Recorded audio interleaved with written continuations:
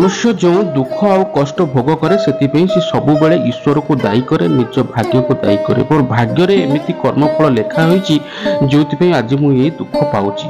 भागवत रे भगवान श्री कृष्ण उद्धव को कहउचंती, कर्म कषणे देह बही प्राणी ता अवश्य भुंजई, जेहु पांचई परमंद ता मंद पांचती गोविंद, तोहर मन तोहर गुरु उद्धव केते तू पचारू। ये हूँ सुंदर कथा भागवत रे लिखा जाइछि।